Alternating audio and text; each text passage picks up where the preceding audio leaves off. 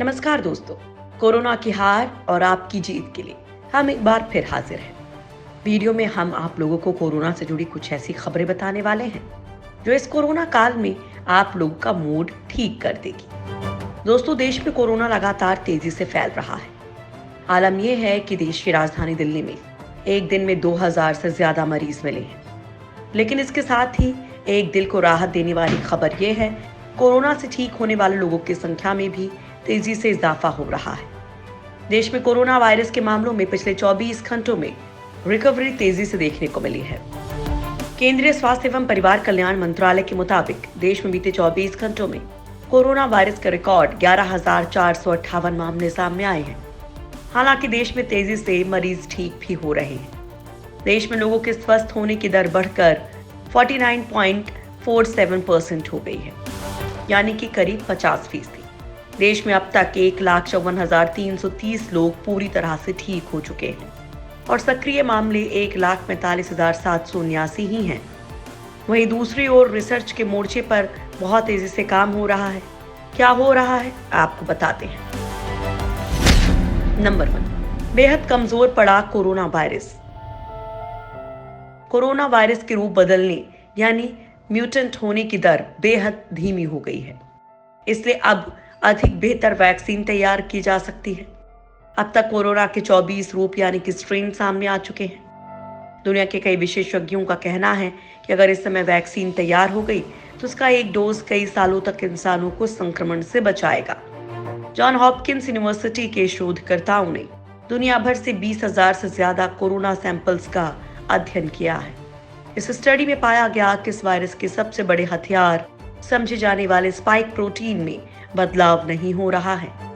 John Hopkins applied physics lab के molecular biologist doctor Peter लिथेन के मुताबिक 2019 के अंत से लेकर अब तक कोरोना वायरस में कुछ जेनेटिक बदलाव हुए हैं।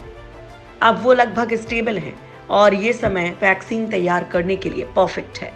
इस समय कोरोना के आरएनए को बेहतर तरीके से समझा जा सकता है। नंबर 2, भारतीय कंपनियां दे सकती हैं गुड न्यूज। भारत में कोरोना अभी अपने पीक पर नहीं पहुंचा है। इसके बावजूद यहां रोज करीब 10,000 से ज्यादा नए मामले सामने आ रहे हैं। इस महामारी से जल्द मुक्ति पाने के लिए वैक्सीन और दवा की खोज पर काम जारी है और इसमें भारत की 2 कंपनियां जल्द ही गुड न्यूज दे सकती हैं। Biotechnology company Panacea biotech limited ने कोरोना वायरस की वैक्सीन के निर्माण, विकास और वितरण के लिए अमेरिका की फार्मा कंपनी रिफाना इंक से हाथ मिलाया है। दोनों कंपनियों के बीच साझेदारी इनएक्टिवेटेड वायरस बेस्ड वैक्सीन बनाने के लिए हुआ है।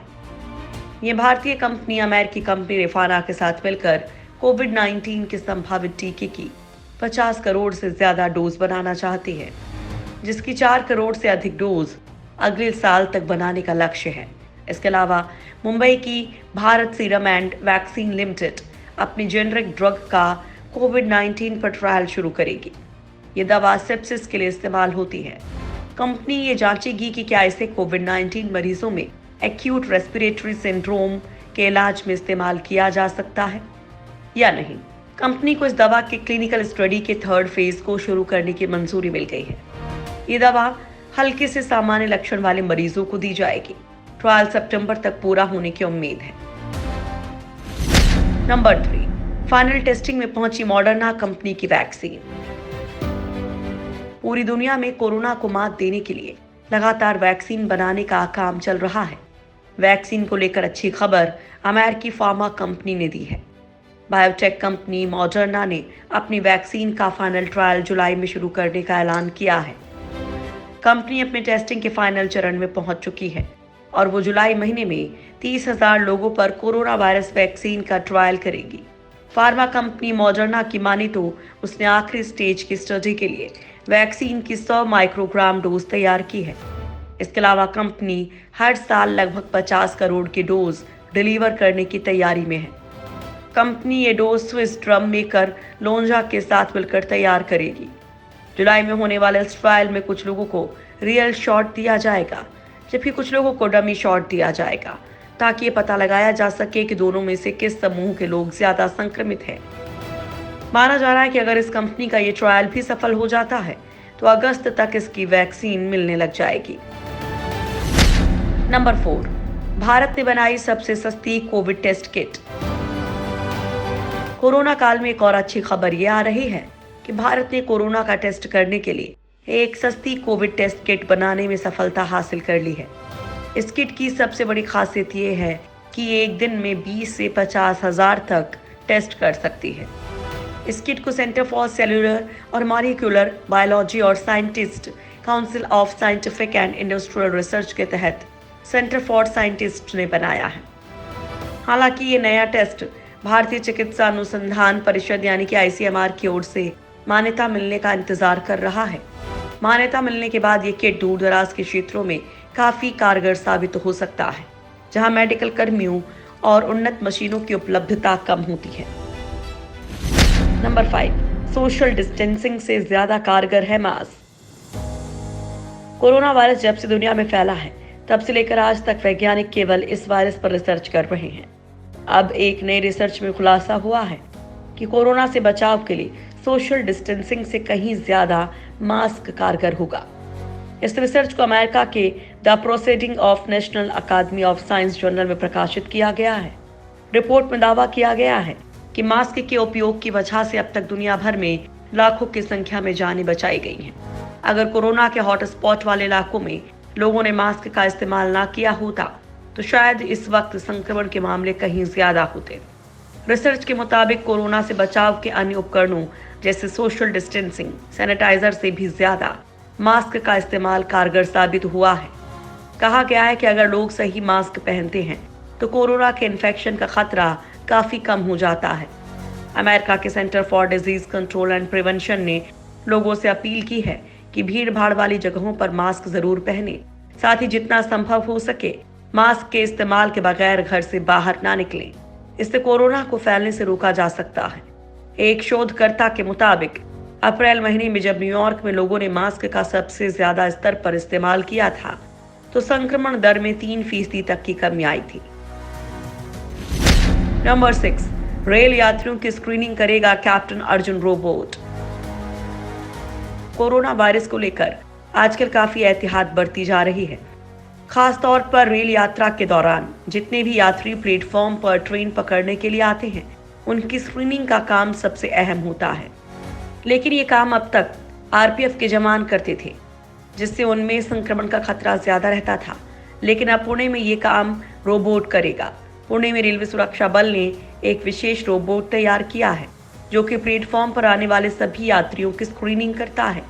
इस रोबोट का नाम है कैप्टन अर्जुन। ये रोबोट प्लेटफॉर्म पर आने वाले सभी यात्रियों की स्क्रीनिंग करेगा। RPF के महासंचालक अरुण कुमार ने इसका ऑनलाइन उद्घाटन किया। सोशल डिस्टेंसिंग को ध्यान में रखते हुए मध्य रेलवे ने इस रोबोट का आविष्कार किया है। ऐसा करने का मकसद यात्रियों और RPF के जवानों को एक दूसरे के संपर्क में आने से रोकना है। रोबोट की खासियत यह है कि स्टेशन में आने वाले सभी यात्रियों की खुद थर्मल स्क्रीनिंग करेगा। किसी भी यात्री के शरीर का तापमान सिर्फ 0.5 सेकेंड में मापेगा।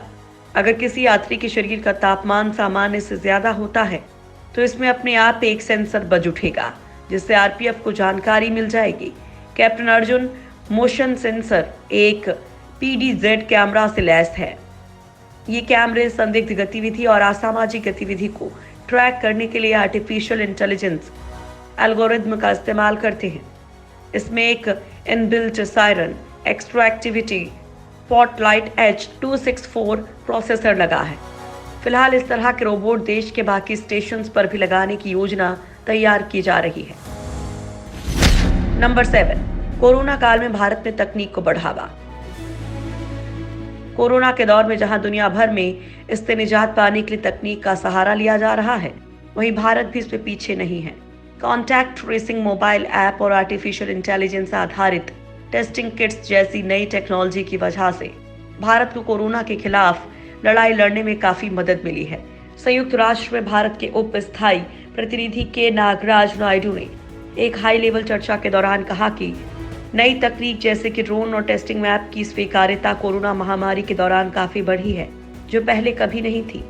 आरोग्य सेतु मोबाइल ऐप का उदाहरण देते हुए नागराज ने कहा कि कोरोना महामारी के खिलाफ भारत की लड़ाई में कॉन्टैक्ट ट्रेसिंग मोबाइल ऐप और आर्टिफिशियल इंटेलिजेंस आधारित टेस्टिंग किट्स का महत्वपूर्ण योगदान रहा है। दरअसल दुनिया के बाकी देशों की तरह ही भारत ने भी कोरोना की जानकारी के लिए डिजिटल तकनीक का सहारा लेते हुए आरोग्य सेतु ऐप को लॉन्च किया था, जिसका मकसद कोरोना संक्रमित किसी शख्स के संपर्क में तो नहीं है। साथ ही अगर कोई शख्स किसी संक्रमित के संपर्क में आता है तो प्राधिकरण को भी इस बारे में अलर्ट मिल जाता है।